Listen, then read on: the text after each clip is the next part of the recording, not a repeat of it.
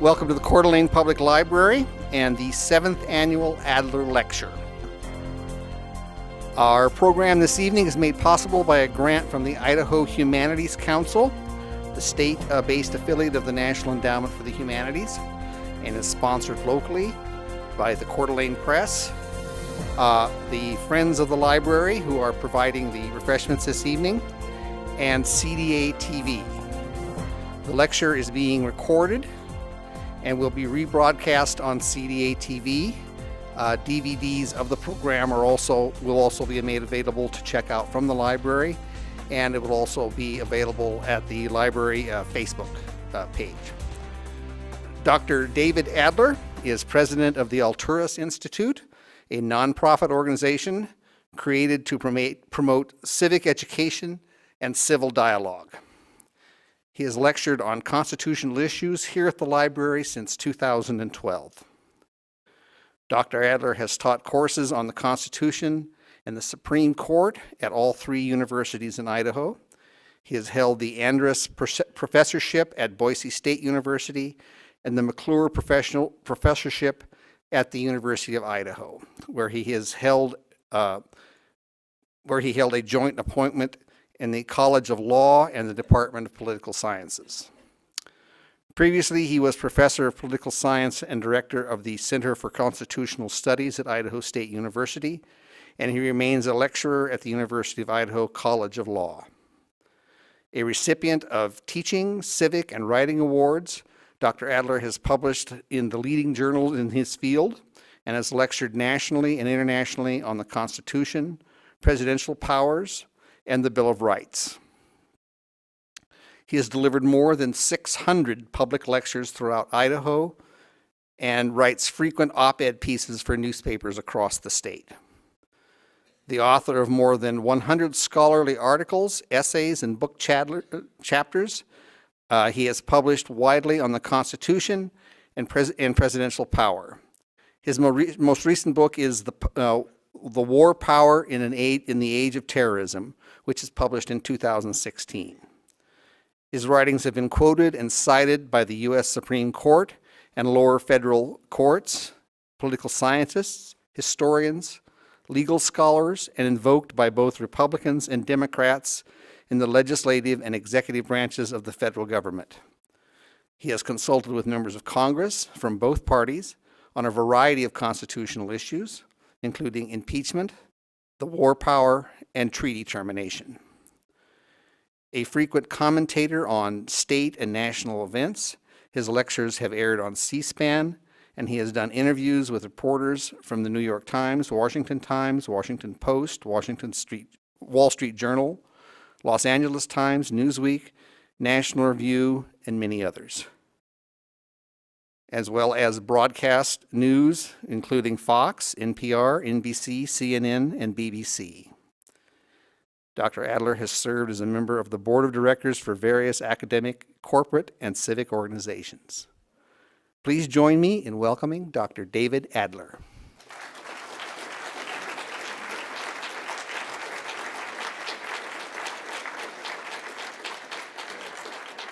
Thank you very much, David, for that very kind and generous introduction. It's a pleasure to return to this beautiful library in this beautiful city. I want to thank David Townsend and, of course, Mike Patrick and the Coeur d'Alene Press for arranging this talk. And, of course, also thanks to the Idaho Humanities Council for supporting this program. They're a terrific organization. Somebody asked about the bright pink tie. You may have noticed that. I'm now in a new business. I sell sunglasses, and I think this is the way to promote it. And very few people can fall asleep if I wear this tie, so that's the real reason. I've heard this guy speak, so you need help. This is a great time for us to gather to talk about one of the central issues here in America. It is an enduring issue. This title, The Freedom of the Press, as it has been reshaped over the past couple of years by the concept of fake news, generates a great need for us to talk about exactly what freedom of the press stands for, why the framers of the Constitution's First Amendment wrote it in the first place, how it's evolved, and why it's so important to this American democracy. In fact, I think freedom of the press is the cornerstone of American democracy, and to the extent that freedom of the press is undermined, it makes our system very vulnerable and a little rickety, if you will.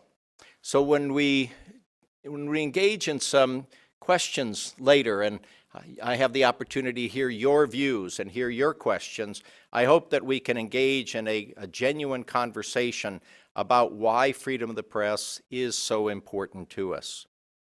Some of you may recall Charles Dickens' wonderful book, Martin Chuzzlewit. The hero of the story arrives on American shores, and very promptly, newsboys board the ship. And they're carrying their newspapers. We have somebody sporting a newspaper called the New York Stabber. We have one called the Peeper. We have another called the Family Spy, and so on. And then there's a very loud voice that says, I have the sewer here. The sewer, read all about it. In the sewer, we tell the story of the Wall Street gang and the Washington gang, and read our exclusive about the flagrant act of dishonesty committed by our Secretary of State when he was 8 years old, now made clear at great personal expense by his own personal nurse. That story perhaps tells us more than we need to know about anybody holding governmental office, but in fact, often we know more about candidates for office and office holders than we care to know. What it really raises is the question of the scope of freedom of the press, the scope of the right of the people to know. James Madison, who was, of course, the father of the Constitution and also the father of the Bill of Rights, when he introduced the First Amendment in June of 1789, extolled the virtues of freedom of the press and talked about why it was so critical to the Republican enterprise on which the Founding Fathers had embarked. And he pointed out that the First Amendment Free Press Clause is critical to the Republic because, above all, the sovereign people must be informed. The Republic would fail unless we have a well-informed public. And then the question is, well, how are the people? How are we to be informed?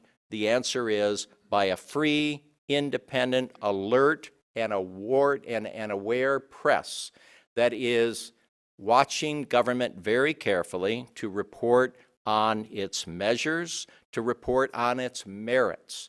Madison said, the American people have a right to know about the merits of the men in office. The American people have a right to know about what they're doing because transparency is critical to a Republican form of government.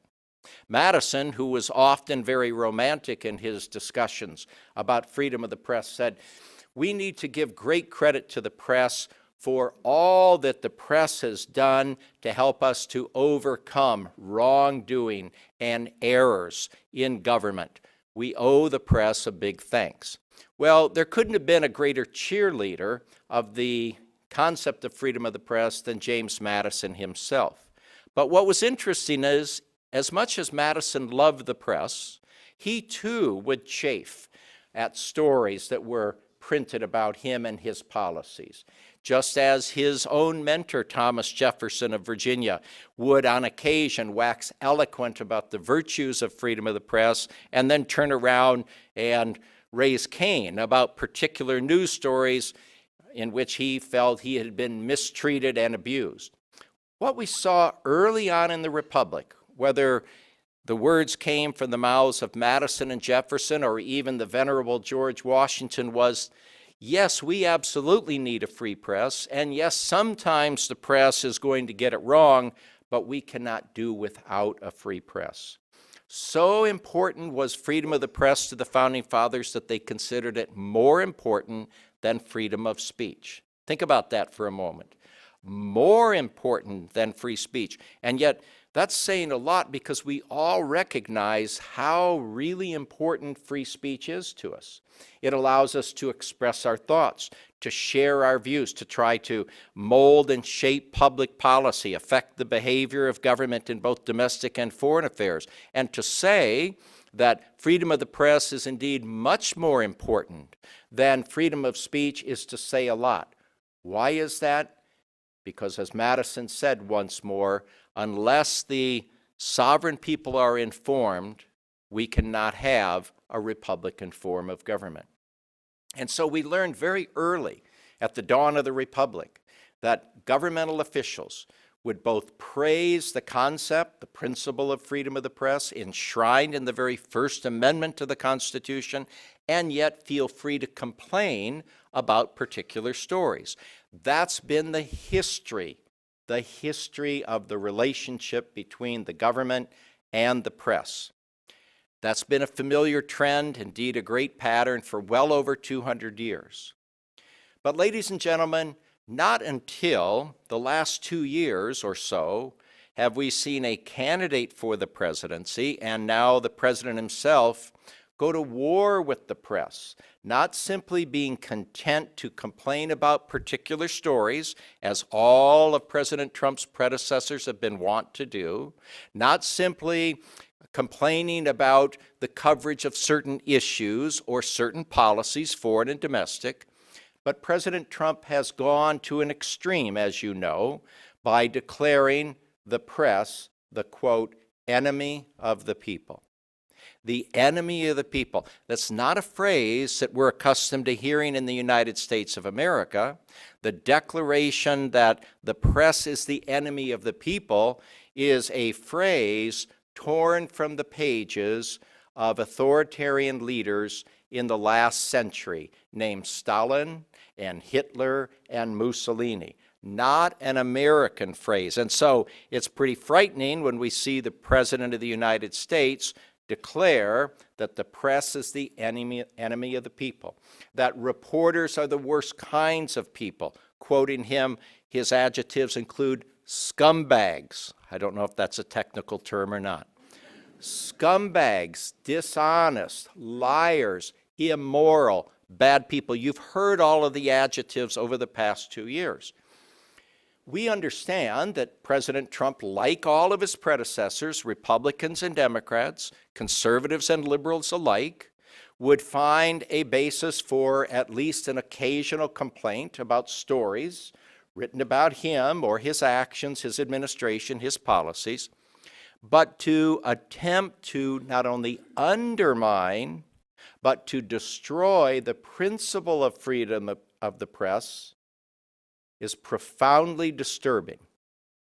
It is profoundly disturbing because it tracks a pattern of authoritarian leaders in the 20th century whose very first acts after acquiring power was to shut down newspapers. Why is it that authoritarian leaders in other countries in the previous century would be so quick to shut down the press? Because then there would be nobody to report on the comings and goings of the leader and his party, nobody to dispense information to the public about the policies, the programs, the laws, and the actions of their administration, to bring down essentially an iron curtain depriving their people of any information beyond that which the governmental leaders see fit to spoon feed to them. What happens to freedom of discussion in that environment? What happens to the ability of the people to critique and, I dare say, challenge governmental activities in that environment? Both of those grand rights disappear. They are denied, thus making it nearly impossible for people who differ with governmental policies in an authoritarian regime to engage in dissent, to offer dissenting opinions.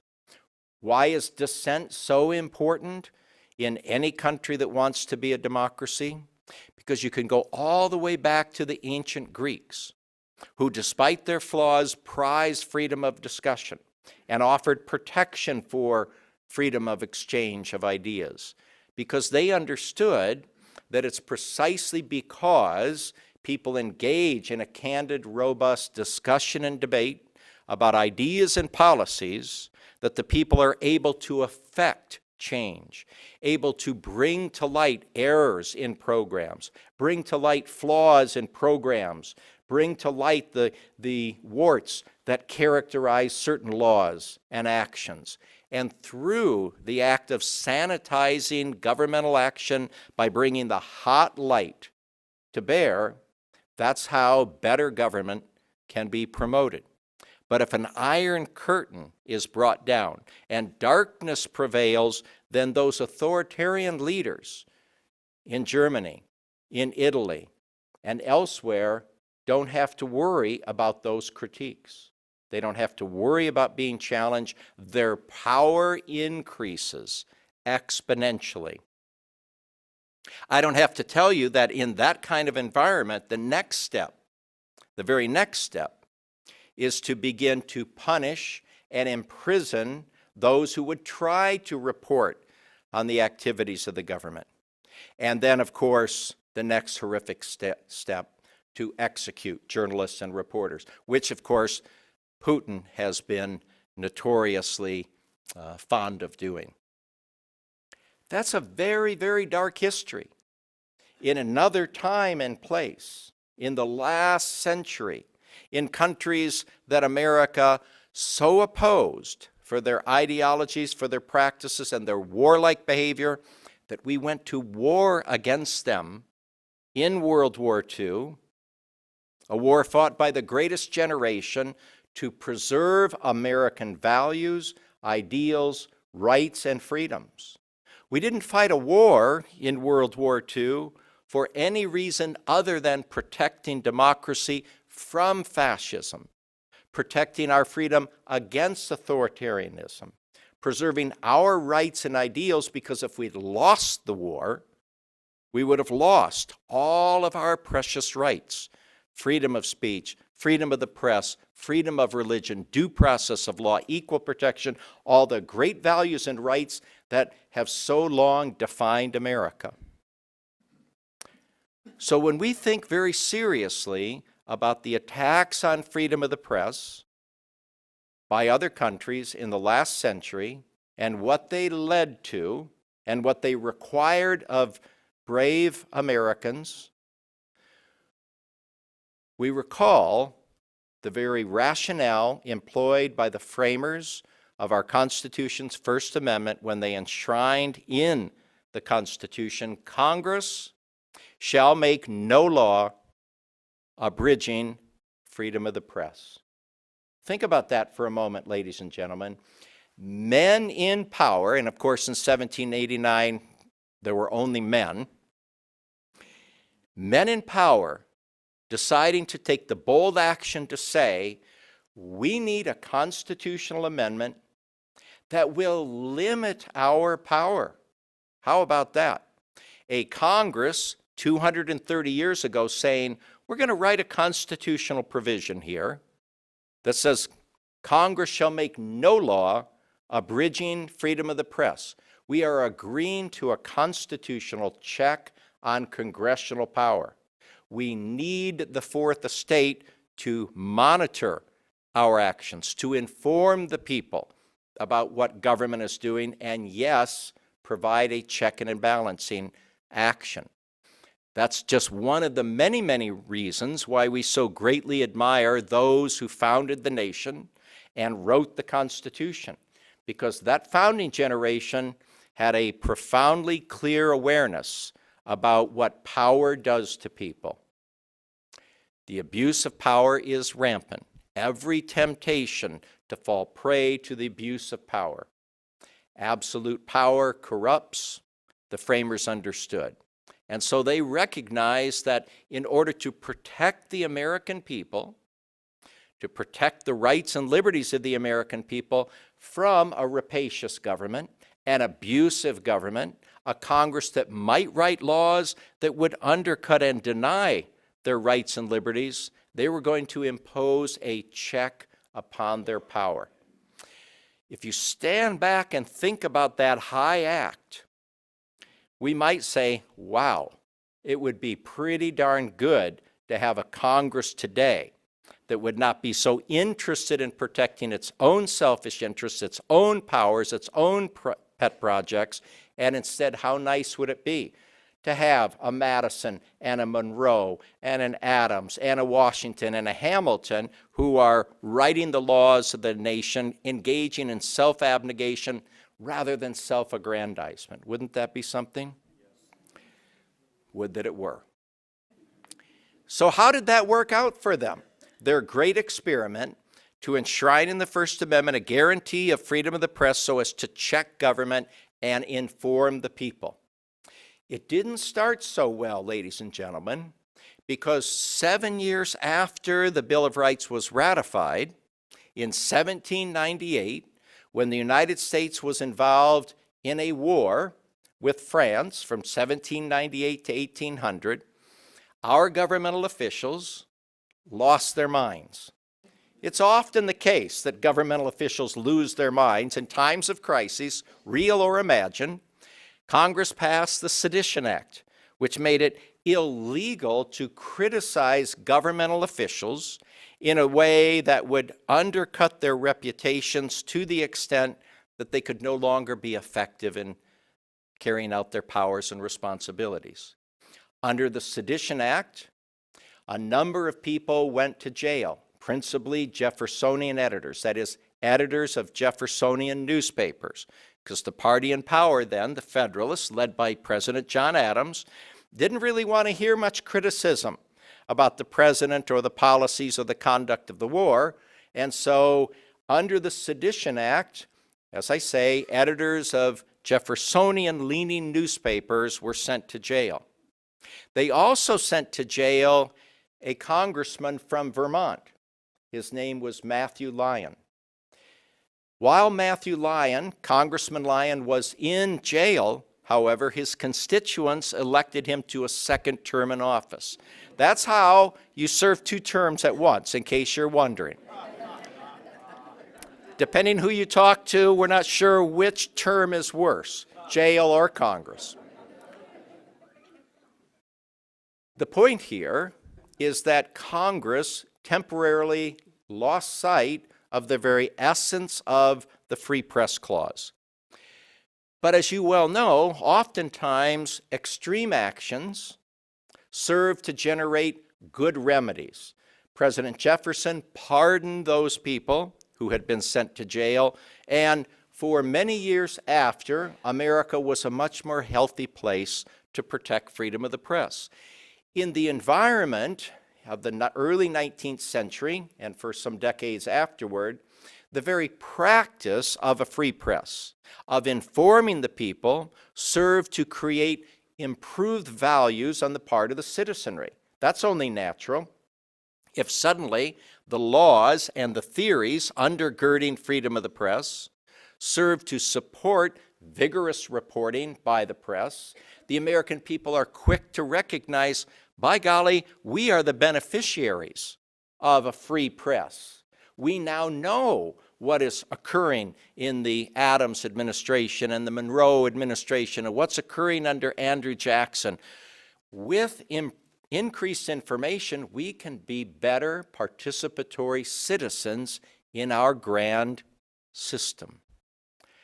It's educational, it's empowering, it encourages more citizens to participate, far better than having to fear being sent to jail if you dare to criticize the government. Far better than being sent to prison if you challenge governmental policies and laws and actions.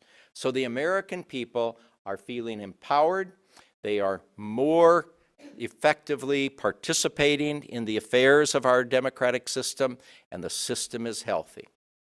No system goes long without having some ebbs and flows. Of course, it's only natural that in this adversarial relationship between the press and government, which has always been thus, because the press is eager to get information, to share with all of us so that we can more effectively understand and perhaps critique and challenge governmental policies. The very policymakers themselves don't necessarily want the information to be released to perhaps disclose what they're doing. Perhaps there's secretive ways, perhaps some scandalous ways, perhaps some programs and policies that aren't necessarily serving the interests of the general public.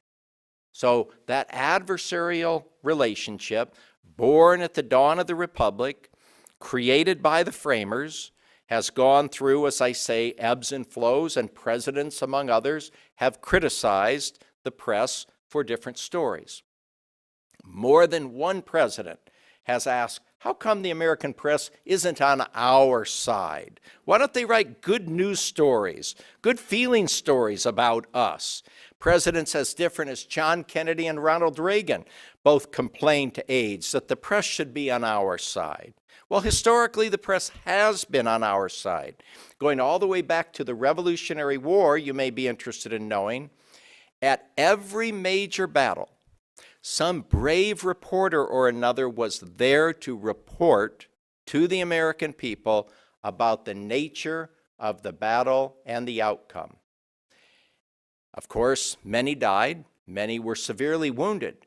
It was a high act of service to the American public for reporters to risk their lives, to be at the beachhead, to inform the American people so that we would have independent information about the activities and the successes, or perhaps failures, or at least setbacks of our military actions, rather than having information spoon-fed to us so that the information could be spinning, affecting our views, manipulating our opinions. That's a high act of service. It's exactly what the framers of the Constitution wanted the press to do.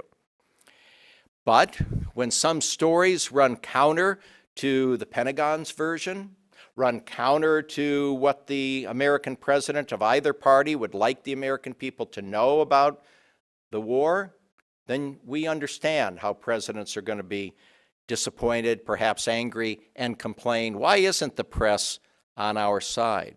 But as I say, the press is on our side when it's reporting information to us, because if we're in the dark, we're not going to be able to critique governmental policies. We're not going to be able to play our roles as good, informed citizens.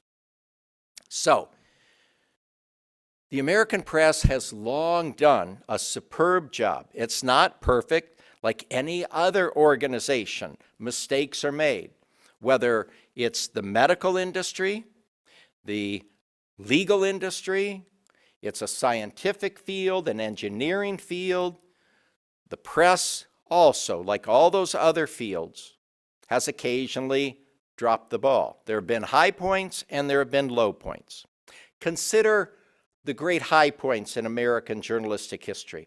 Most will agree that it was the reporting about the Vietnam War that shed a light on the progress we were making and the deceit by presidents of both parties about the war that exploded in the publication of the Pentagon Papers in 1971. And then, of course, a couple of years later, it was the great reporting, particularly by the Washington Post, that exposed the deceit and the criminal activities of President Richard Nixon in Watergate. That was a high point. It was a high point of American journalism. Why? Because in the Pentagon Papers case in 1971, where the Supreme Court had before it a momentous issue asking whether or not the President of the United States could ask the courts to stop the New York Times and the Washington Post and other newspapers from publishing the Pentagon Papers, everybody understood what was at issue here, what was at risk. Never before in our history had a court ordered the press to stop publishing documents. Never before had the government ever asked for the authority to impose prior restraint. That's what was at issue in the Pentagon Papers case, the great landmark case in all of American history. What President Nixon wanted to do was to impose prior restraint. What is prior restraint? That takes us back to English legal history, the system against which we revolted. Here's a short historical review. In England, you may know, under King Henry VIII, famous for more reasons other than his introduction of the licensing system in 1538, where he essentially created a law that said nobody may publish anything, pamphlets, books, newspapers, without the permission of the government. The licensing system essentially imposed prior restraint. You may not publish without prior approval from the government. And that meant that nothing could be published unless it was satisfactory to the king. That meant there would be no dissenting opinions, no challenges of the king's practices, activities, or behavior. And so prior restraint essentially chilled all discussion and debate. It had a chilling effect on intellectual inquiry and curiosity. Very few people were bold enough to publish when they knew that it might require a trip to the Tower of London and to spend many years there. That was in 1538. 100 years later, in the English Civil Wars, when the forces of King Charles met the forces of Parliament on the battlefield, and the parliamentary forces won, overturning monarchical reign, or at least reducing the monarchy to an administrative position. What occurred in that period, in the 1640s, was an incredible literary explosion.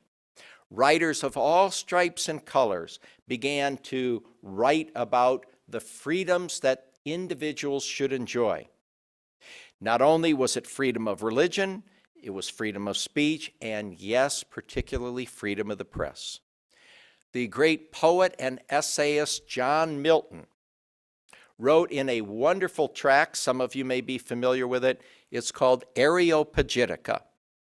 I used to tell my students, if you can spell the name of it, you get an A, or at least extra credit. Areopagitica was taken from the ancient Athenian institution called the Areopagus, a place that was symbolic of democratic practices in the 5th century BC in Athens, Greece, where people came together to discuss and debate issues.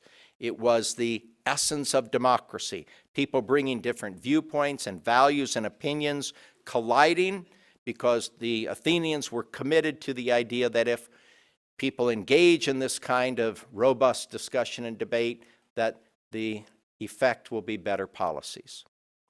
John Milton, writing in his famous tract in 1644 called Areopagitica, borrows from those ancient views, and here is where he makes his eloquent plea for freedom to publish, to end the system of licensing, to end prior restraint. And he says in those famous closing words, "In a free and open encounter between the doctrines of truth and the winds of falsehood, whoever knew truth put to the worse?" A beautiful, eloquent closing. A great appeal to allow the expression of all ideas, good and bad, weak and strong, so that the public could discuss and debate the ideas, and at the end of the day, the better ideas would emerge. Discussion and analysis would submerge weaker ideas, perhaps bad ideas, even dangerous ideas. That represented a faith in the capacity of people to reason together, to discuss and debate issues, to come together, to engage in analysis, to decide what should be the policies of our country.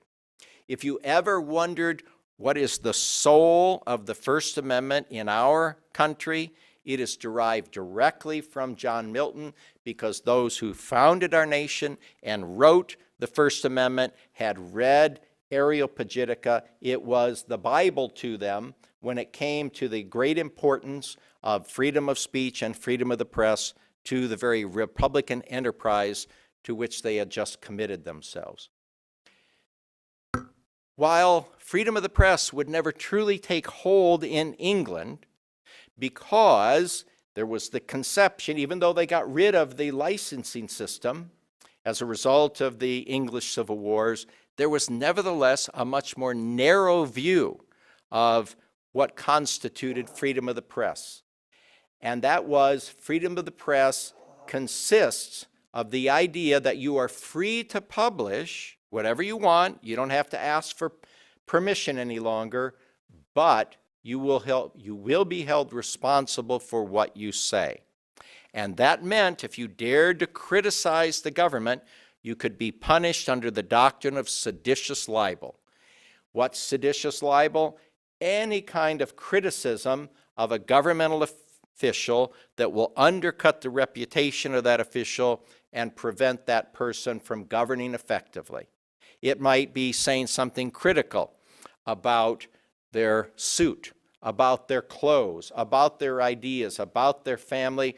You would never know what you could safely say because the doctrine was arbitrarily imposed. So there really was not much of a change. People still had to be very wary, very cautious about what they said publicly about governmental leaders.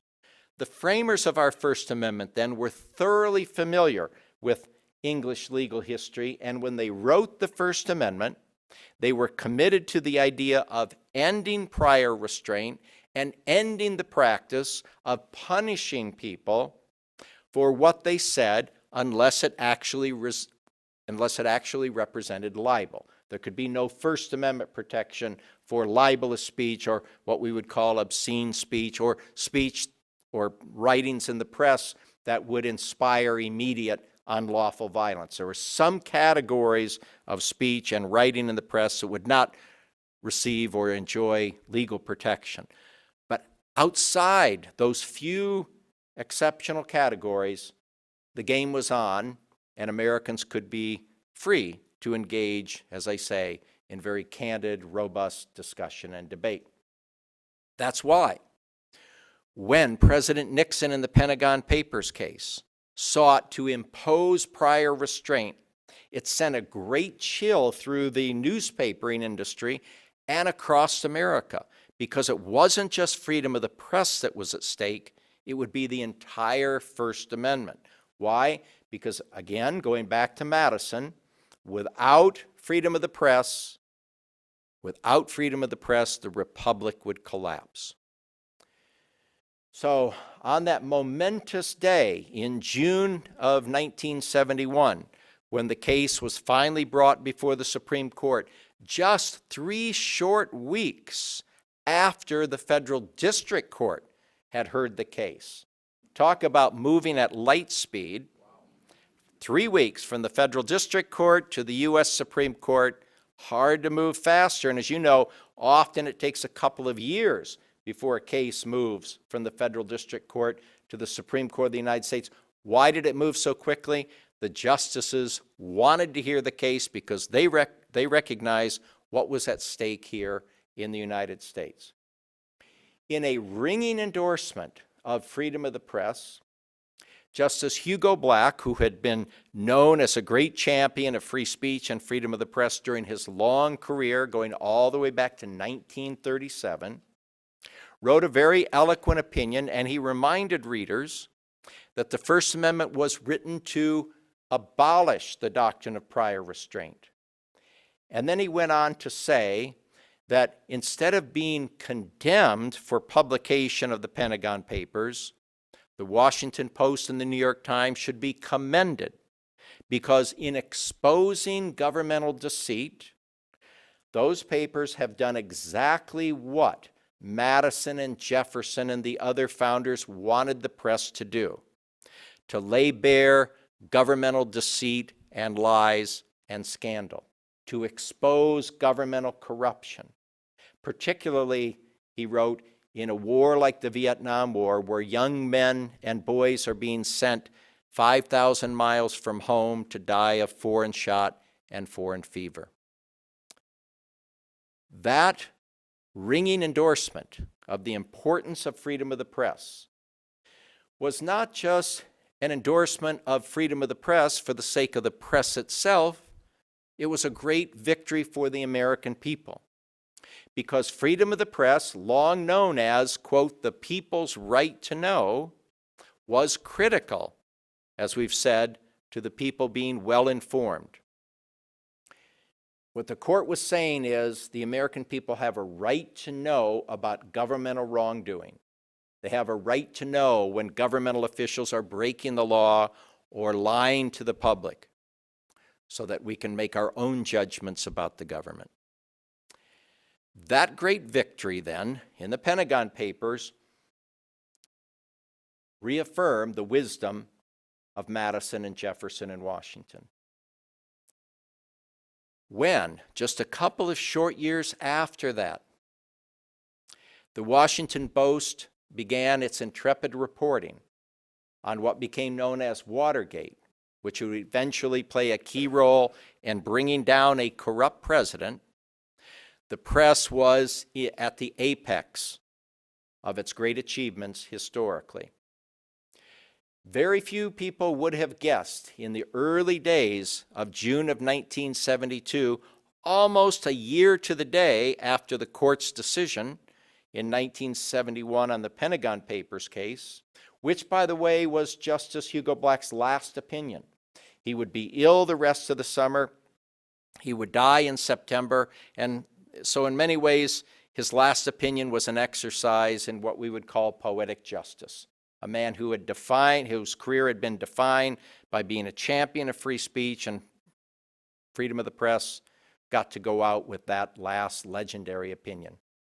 1 year later, after the Watergate burglary, you all remember that, the Watergate burglary, when some members of the committee to re-elect President Nixon, think about that, the acronym of the committee to re-elect President Nixon, I'm just going to spell it out, CREEP. I'm not making that up. The acronym of the committee to re-elect the president, which just happened to be CREEP, decided to break into the headquarters of the Democratic Party in the Watergate Hotel. And you know how some security guards stumbled upon the break-in, and the next day those burglars were arraigned before a local magistrate, and when they listed their names and they listed their occupations, and one of them happened to have been a former employee of the Nixon White House, that led the young reporter Bob Woodward of the Washington Post, who hated covering police court. Every young reporter gets assigned that and they hate it. But here was an interesting story. Why would a White House employee who had also worked for the CIA be involved in this second-rate burglary? So young Woodward goes back to talk to his legendary editor, Ben Bradley. Ben Bradley gives him a little lesson about life in Washington and the connections. Before you know it, Woodward and Bernstein are hot on the trail of determining who was involved in the burglary, who was involved in covering it up, following the money, and their stories convinced Congress to begin to hold committee hearings. Finally, the Select Committee on Watergate, and when finally a presidential aide came before the Senate Select Committee, and that famous question asked by Senator Howard Baker, what did the president know and when did he know it, was followed by a question about how do we know what the president knew? And the president's aide said, well, it's all on the tapes. Tapes? What tapes? That was a rare moment in Washington where there was complete silence, and you could have heard that proverbial pin drop on the floor. And when he explained that President Nixon had installed a taping device upon assuming the Oval Office. Why? Because he was so certain that his administration would be so important to historians, he wanted to provide historians with a record. Oh boy, did he. Because later we would all hear those tapes. That would be the tape in which the President's counsel, John Dean, would explain to Richard Nixon that the burglars, those who broke into the Watergate Hotel, are happy to take the fall. They won't name names in the White House, but they want some money. And on tape, President Nixon is heard asking, how much do they want? $1 million should do it. And Nixon said, not a problem, I can get that. And you had this image of the president reaching into a desk drawer and pulling out 1 million Benjamins or something like that. That would be the so-called smoking gun tape, which when ordered to be released by the Supreme Court in the landmark decision of United States versus Nixon in July of 1974, would bring down the presidency. All of that happened as a result of the brave, wise reporting by Woodward and Bernstein and the willingness of Washington Post editors to risk everything to inform the public. There were those early days in which no other news outlet, not the New York Times, not CBS and Walter Cronkite, nobody was touching the story. And President Nixon had said to the world, what the Post is doing is just engaging in politics. We all know they're a partisan outfit, not to be believed. He might have labeled their news stories fake news. But that adjective would await a future president whose behavior and thinking and values in many ways mirror those of President Nixon. And so, as I say, we become accustomed to hearing that description, really a denunciation of American journalism as fake news. What can we make of that charge? First of all, I'm here to tell you that newspapers and the news networks can indeed make mistakes on occasion, just as doctors and lawyers and engineers and any other profession and any other industry are capable of making mistakes. I think we all agree about that. But the denunciation, this derogatory characterization of the entire industry as producing fake news, has no basis in fact. No basis in fact. For a couple of reasons. One, you all know that when newspapers make an occasional error, they will promptly publish a retraction. You've all seen them. Local papers, national papers, explaining the error. What other industry is so quick to acknowledge a simple mistake or a simple error of interpretation? Let me just ask you, take a survey.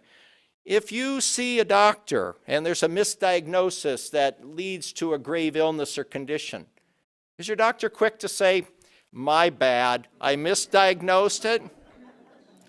If you have a lawyer who makes a major mistake and it hurts your case and you have a harsh sentence, is the lawyer quick to say, Your Honor, it was all my doing, it was my mistake?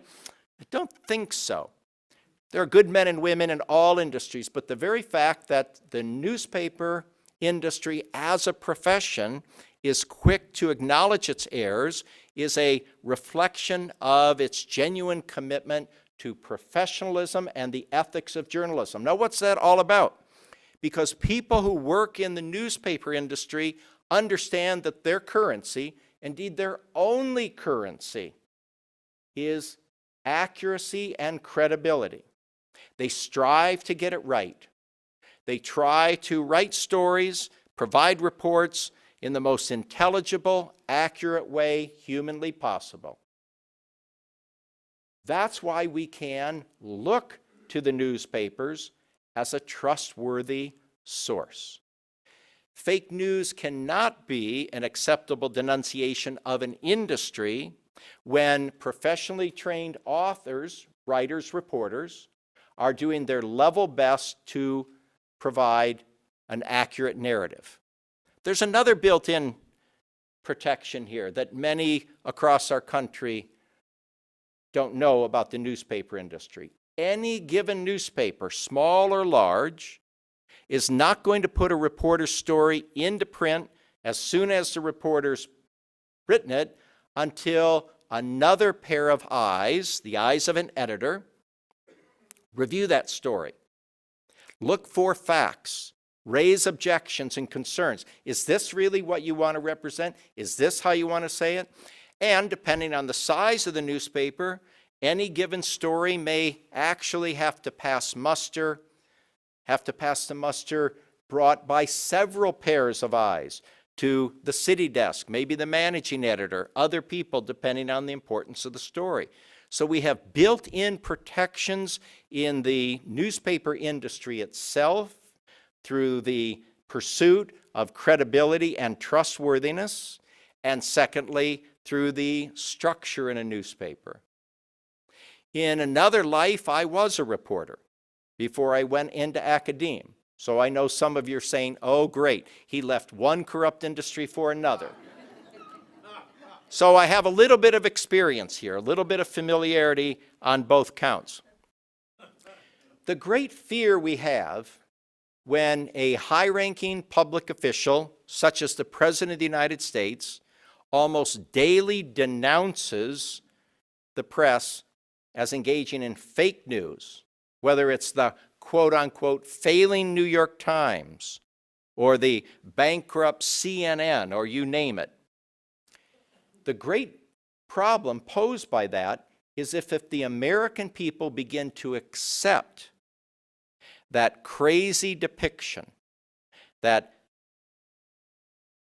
foundationalist characterization, is that Americans will soon stop reading the news. They'll only listen to the governmental official to tell you what is in fact the truth. What is in fact what you should believe. Don't believe the reporters. Don't believe the newspapers. I will tell you what is true. Everything else is fake news. There is in that representation, there is in that practice a historical parallel, as I've said, to another time in another place where the great goal of authoritarian leaders was to shut down the press.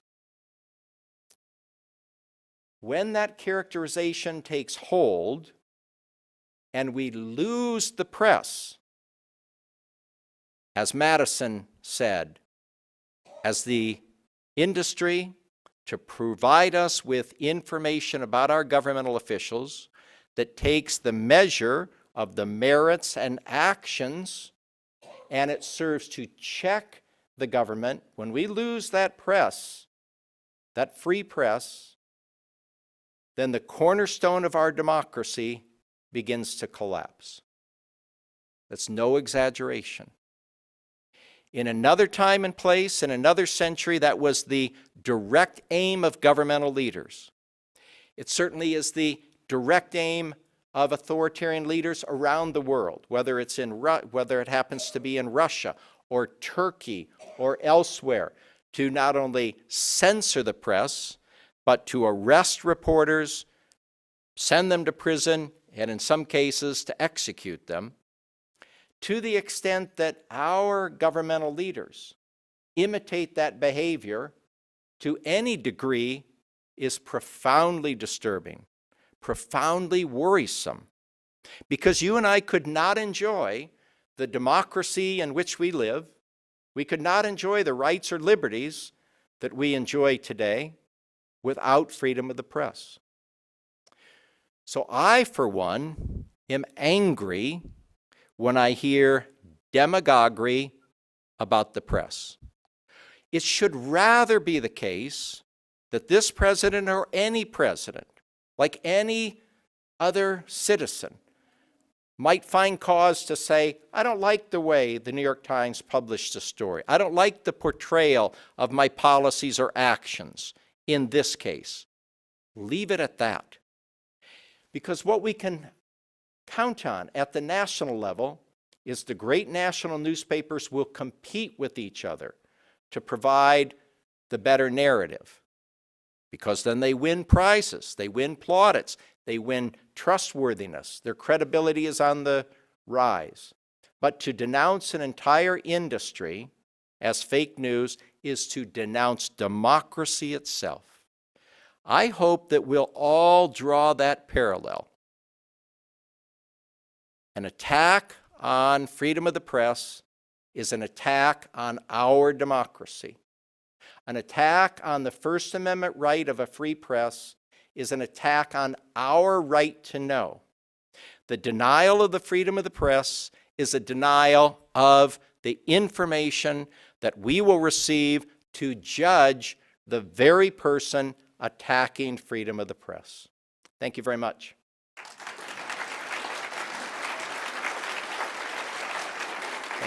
Thank you. Thank you. Thank you. Thank you. Thank you very much. I know you just needed to stand because you've been sitting for so long. Thank you. So we have time for questions now, right? And I welcome your questions and challenges, please. Is this on? Okay. And our moderator for the questions will be Mike Patrick, the executive editor at the Coeur d'Alene Press. Just a flunky journalist at the Coeur d'Alene Press and a you. proud enemy of the American people. Great. Now, in past years, first of all, how many of you have ever attended a Dr. Adler lecture here before? Fantastic. How many of you attended Donkey Fent last night? Okay, you people are going to have first stab at the questions tonight. Seriously, it was a tremendous event that I know Dr. Adler would approve of, bringing Republicans and Democrats together in a very civil atmosphere. So this year, instead of running around holding the microphone in front of people, I'm going to ask you, if you have a question, please come up here. I'm going to hold on to the microphone. That cuts down on the number of speeches audience members tend to give. And please come up with your question ready, and we'll see how quick he is on his feet. Thank you. Hi. Okay, so my question is, recently we've learned that computers can automate and change people's faces and voices to represent things that they really aren't saying themselves. So how can we know, or how can we protect and trust the news when it can be false? Thank you. That's a wonderful question. First of all, I would say I like the idea that the computers can change faces. I could use a little re-imaging myself. But seriously, you ask a very good question. I think the key to our understanding that the press is trustworthy is that the proof is in the pudding. When the press produces stories that we determine are in fact accurate because they've been carefully sourced and the narrative rings true, then we can believe it. In addition to that, we would believe it if we can look at other newspapers, or if we're watching television news, we see the affirmation of that storyline, then we have a good reason to believe that the story is credible. That's the key, credibility.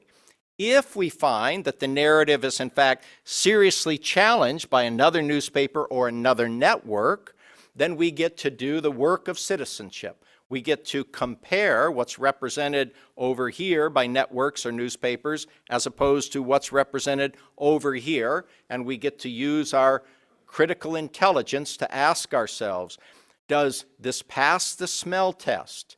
Is there any basis for this narrative over here? That's the fun work of being a citizen, isn't it? Thank you. Next question.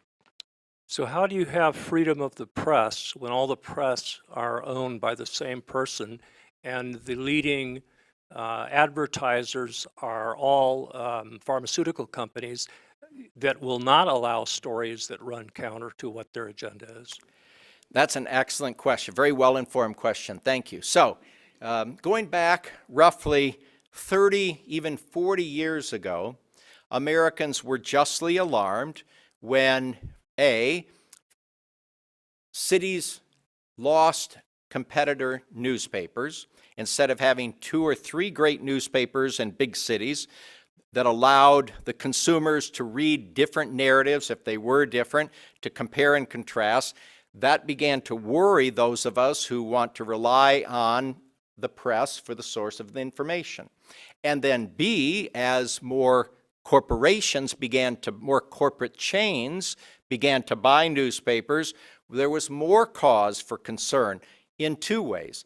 One, that the owners might not encourage newspapers to be particularly vigorous or even vigilant in reporting on certain industries, as you say, or perhaps even certain politicians, for fear that it would undermine the corporate position, that is, its profit position. We worried if that were to happen.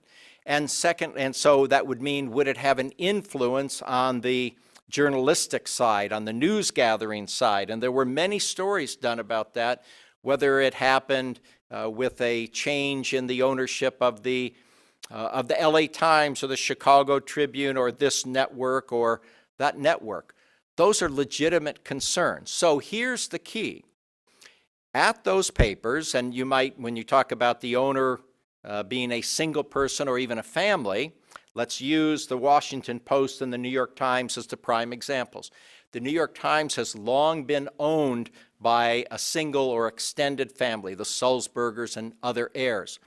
That family has poured huge resources into the New York Times so that it could become the nation's leading newspaper and, of course, a leading source of information across the world.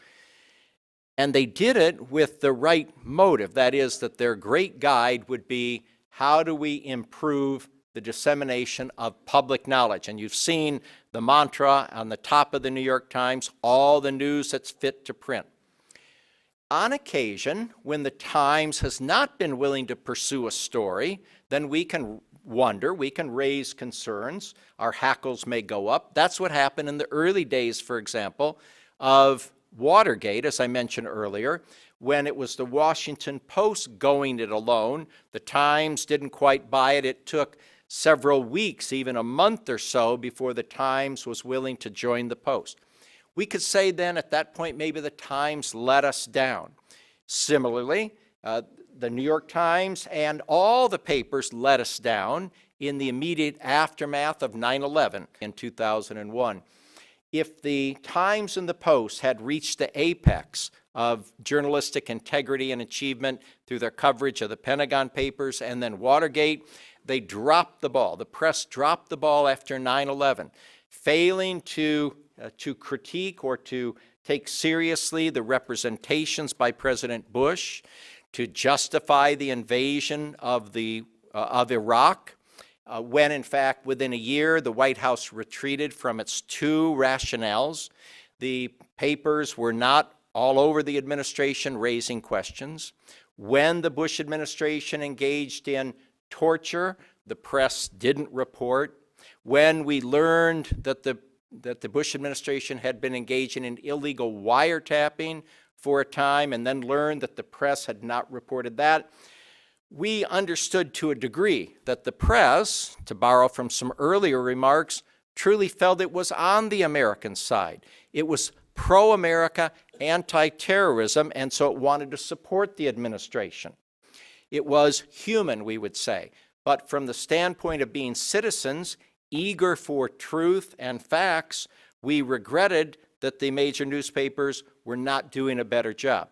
But they weren't doing it out of a sense of profit or corporate greed, just other kinds of failings. And when we talk about the Washington Post, which would be the other newspaper of great note owned by an individual, Jeff Bezos, we know that in some circles he's controversial. He's known as a champion of liberal views, which drives Donald Trump nuts. And so we always see Trump attacking the Washington Post.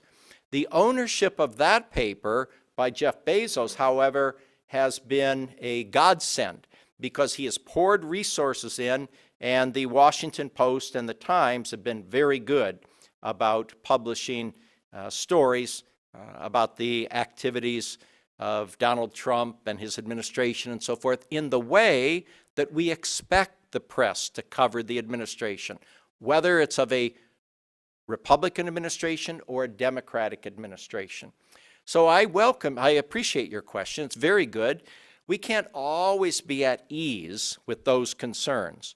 The key, I think, is to, again, look at the particular stories, the particular coverage, and if we find that the press is treating the corporate owners with kid gloves, ignoring their own self-interest and failing to report on pharmaceutical practices, then we write letters to the editor. That's the opportunity we have as good citizens. Fill the Coeur d'Alene Press with your letters to the editor. Send letters, sorry, Mike, send letters to the Post and the Times. That's the opportunity. It's the right we have, and we should exercise that right. So thank you. Next question.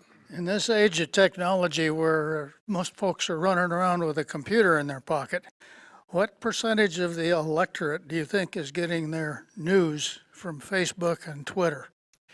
Another excellent question. Thank you very much. So the first thing I would say is too many Americans are not getting their news from newspapers or credible network sources. Too many are relying on what they see posted on Facebook or social media, when in fact the stories there are not produced by professionally trained journalists. Here's the key I like to tell people. Try to do your level best to ensure that you're getting your news from newspapers that in fact employ professionally trained journalists, those who abide by the canons of the ethics of journalism, those who are committed to trying to provide an accurate narrative. Do not rely on what you see on Facebook or other forms of social media, because those could simply be the product of blogs, ideologically rationalized stories meant to delude us, stories meant to distort the news and to manipulate us. And of course, that, as you all know, is one of the great concerns about Russian meddling in the 2016 election, when in fact the Russians accessed Facebook and helped to promote distorted stories, and that undermined the integrity of Americans' thinking about the sources and the news that they were studying. Thank you. Next question. So this is kind of a segue from the last question. Has there, in your opinion, been an increase in the number of people subscribing to the New York Times and reading it, and other books like Russian Roulette or Comey's new book and that sort? Great question, thank you. So what we do know is that the subscription number at the New York Times has gone up dramatically. That might have been a result of President Trump denouncing it as the failing New York Times. It's anything but failing. It's selling a record number of newspapers. That's number one. Number two, when we start thinking about the books like Russian Roulette, those books are an eye-opener to Americans to understand how the Russian meddling has so distorted our understanding about the election. And that's what, of course, the Mueller investigation is still engaged in, trying to get the bottom of the degree to which the Russians meddled, whether or not there was any coordination between the Trump campaign and the Russians. And that would, of course, fall into the category of collusion or conspiracy or coordination, describe it as you will. And the other part, of course, deals with the issue of obstruction. So we're relying very heavily on the Mueller investigation, but note all the months of great reporting by reporters at the Times and the Post that have enlightened us about all these aspects of Russian meddling and the nature of the investigation. Don't we learn on a daily basis? We learn more and more about more angles, more aspects of the activities surrounding the election. Thank you. Dr. Adler, I'm getting a feeling that the next question is going to come from an English professor. Wonderful. That's great. Hi, thank you for the talk.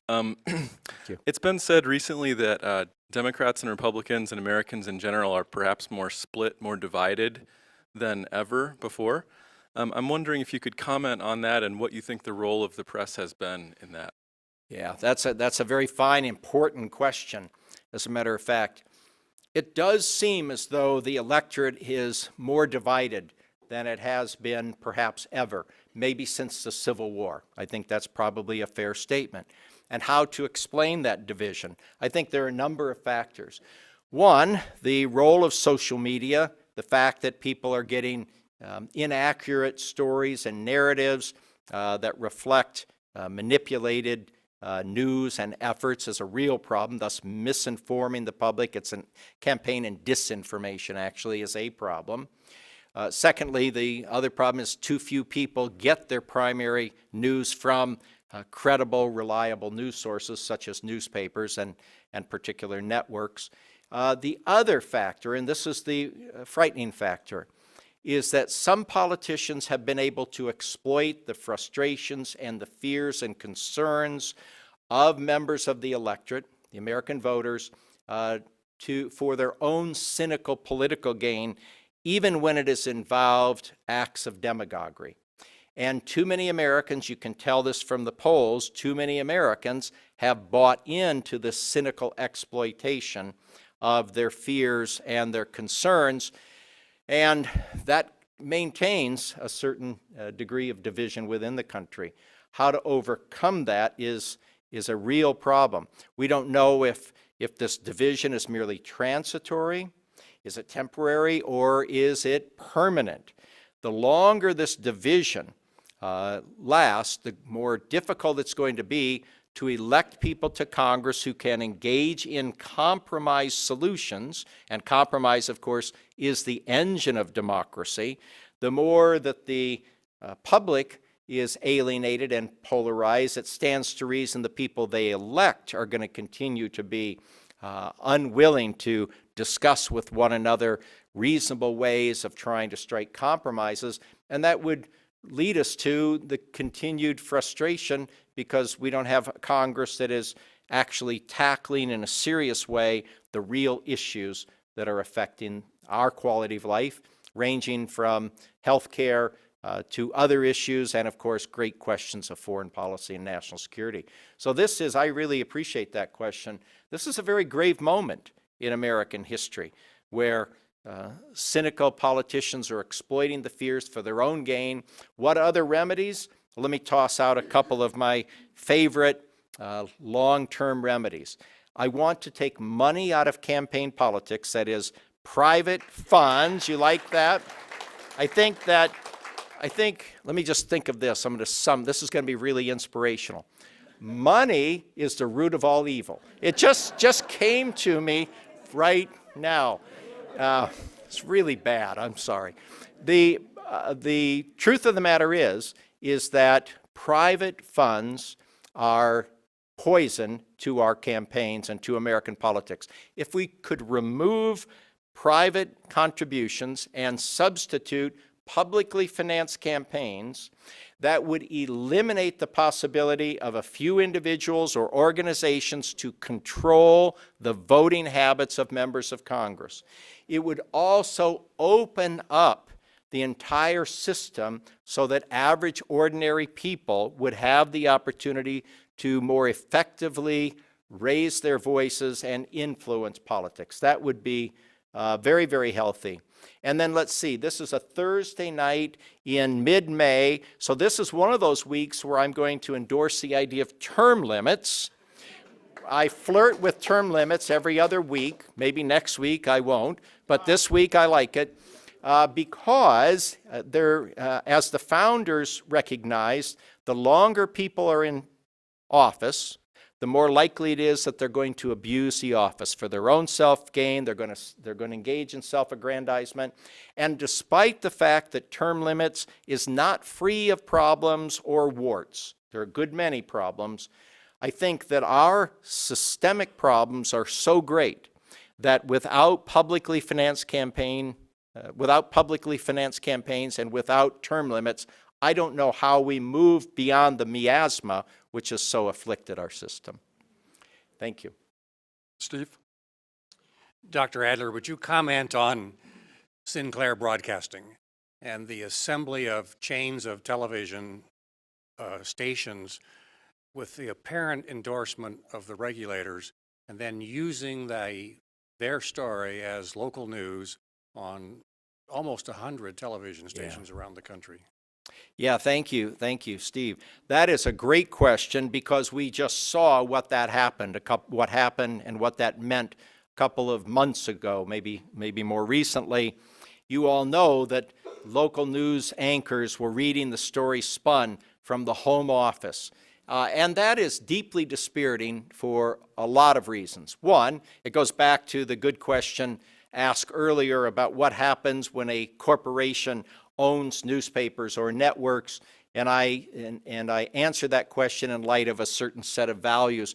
But your question reminds me that there's another deep concern, and that is that if a corporation, an empire, can own or control 100 news stations, and it starts writing the scripts to be read by local anchors, that means that people aren't really going to be getting the straight stuff from their local anchor, which is what we expect. Don't we expect to get truth and accuracy and credible reports from our local stations?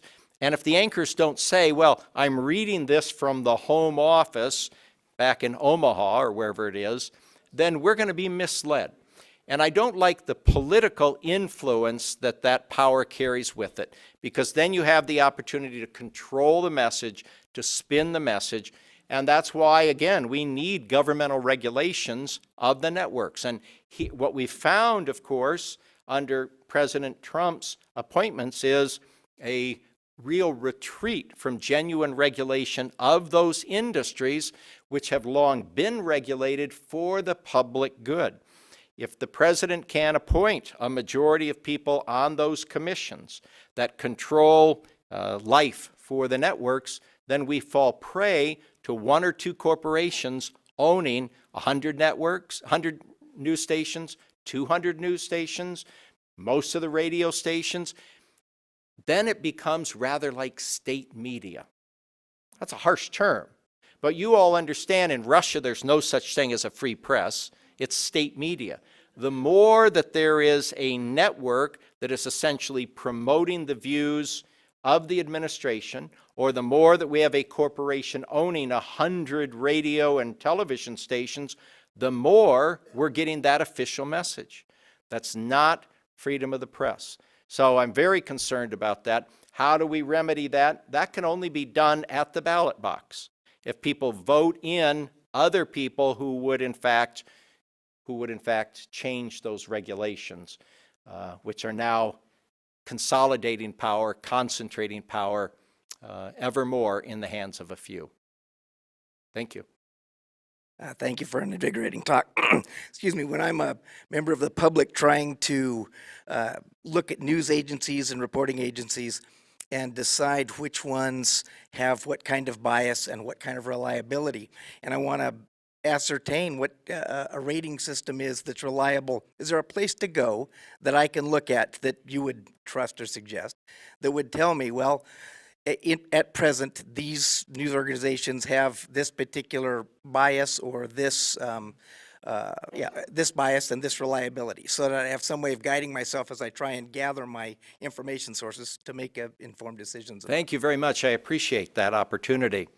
So first off, let's say that we can distinguish any biases that appear in newspapers in the op-ed pages from the front page. Let's get that clear at the outset, that genuine, reliable, credible newspapers are not going to have an agenda or an ideology that they advance or promote on page one in all the news sections. Let's hope they don't do that. But when the meat of your question asks which are reliable, so here is my list of reliables. It includes the New York Times and the Washington Post, because they have very credible journalists who follow the ethics of journalism. They're committed to carrying out the canons of journalism. Their credibility is all important to them. That's their currency. There are other newspapers that you can fit in there. which even if I have a disagreement with stories, and I can have a disagreement with the Times or the Post occasionally, of course, I would also say the Wall Street Journal is generally reliable. You can listen to NPR with a lot of confidence that what you're getting is reliable and credible. I think those are good stories. The LA Times is very good as well. And then there are other small-town newspapers, including the Coeur d'Alene Press, which is very reliable. You can treat that as the gold standard. As with all things, let's remember, errors can be made. And if it ever occurs in the future that the Coeur d'Alene Press makes a story, makes an error in a story, I'm sure you're going to see a retraction. And if you don't, you'll let Mr. Patrick know, right? Thank you. And I will thank you more later. Thank you. Okay, speaking of the Coeur d'Alene Press, here is one of the writers for the Coeur d'Alene Press. Great. Terrific. Yeah, okay. Great, thank you. I'm looking around this room. What is the average age of the person in this room? Okay. Who listens to NPR? What is the average age of the person that listens to NPR? Who reads the Coeur d'Alene Press? Is it the young adults? In other words, Okay, Nils, I love you, but you have a question for Dr. Adler? He wants to know how old I am. 29. 29. in other words, how do we get the younger adults to care? Now that is a very, very good question. So we begin, as an educator, we can begin to tell our children and students that A, facts matter. The truth matters, evidence matters in your lives, because your ability to make decisions in the future will be dependent upon getting an education. And the essence of education is learning to distinguish errors from the truth, developing analytical skills. That's the basis. Secondly, we want to insist for our students that in fact they have an opportunity to influence their own lives if in fact they participate in the system, ranging from voting to joining organizations, could be political parties, writing letters to the editor, giving speeches, that if they don't care enough to read the news, then they are handing over their lives to somebody else who may not have their own concerns, who may not have their own interests at heart. Why abandon your own lives for somebody else, faceless people whom you don't even know? And that third factor would be the empowering factor. If you want ordinances changed, if you want laws or policies changed on health care, on better tuition, on any issue that concerns you, then you need to become involved. And you need to become involved as a well-informed citizen so that you can exercise some influence. One vote can make a difference. Every man and woman can make a difference, but not if you sit at home on the couch. Excellent. We have time for one more question, I believe. I'll hold the microphone. It's okay. Excuse me. I enjoyed your talk very much, and all Thank these you. questions I think are very pertinent, and I like the answers. But I have one overwhelming thing that bothers me. I'm a native Californian, but I've been up here 30 years, so I'm almost an Idahoan. I'm still by myself. My concern, we have lots of kids, and Congratulations. most of them are brilliant kids, but we have 3 kids who do not read magazines, do not read newspapers, do nothing but watch Fox News. I'll go a little further. I belong to a large organization and play golf in this city. There's 6 TVs. They're all on Fox News. They're on nothing else. If somebody turns it, they almost get thrown out. These parents are raising kids, and they're watching nothing but Fox News. So my question is, all you talk about the press, the press, the press. I read 3 papers. I read the Wall Street Journal, your paper, and I read the Spokesman paper, and I take the LA Times. Great. I don't know any of my neighbors or friends. Occasionally, some of them will read the press, and a few of them will read the Spokesman. But I don't know people who really are reading magazines and doing stuff. They buy the current books. But how do we get the kids who are exposed and the youngsters to nothing but this to start thinking there's another world outside of Fox News? I really appreciate that question. That is really a fine question. So the first thing I would say is if you control the television in your home, unsubscribe to Fox, pull the plug if necessary. Because let me say this without any pretense to exaggeration. Fox News is a misnomer. It is not news. It's entirely opinion, and you know the opinion is conservative to far right-wing opinion. That's number one, and I would insist on that. It's rare when you look at any of the programs that it represents an exercise in reporting without commentary inside the report. That's number one. Number two, if your children insist on, or your friends, if you can keep them as friends, sit down with them and watch it, and ask them to watch a segment and ask them, do they see any opinion being exercised or offered by the reporter? If there is an opinion expressed, even a little editorial commentary, that is not the presentation of news. That's the presentation of an editorial point of view. If they agree that they can see that, then you can say, well, so you're not gathering news, you're listening to opinions, and they may well reflect your opinions. They may well reflect the values that you embrace, and that's fine if those are your values and opinions, but don't say you get your news from Fox News. Thank you. Thank you. Thanks very much. So, Mike, I've really enjoyed it. Thanks very much for having me. Thanks so much for all your questions. It's been terrific to be here with all of you. Thank you. Thanks very much. Thank you. Thank you. Thank you. Thank you, everybody. And just a quick reminder that Dr. Adler does this without notes. This is really an amazing opportunity for our community. So there were 160 of you here tonight. Let's all thank Dr. Adler again. Thank you.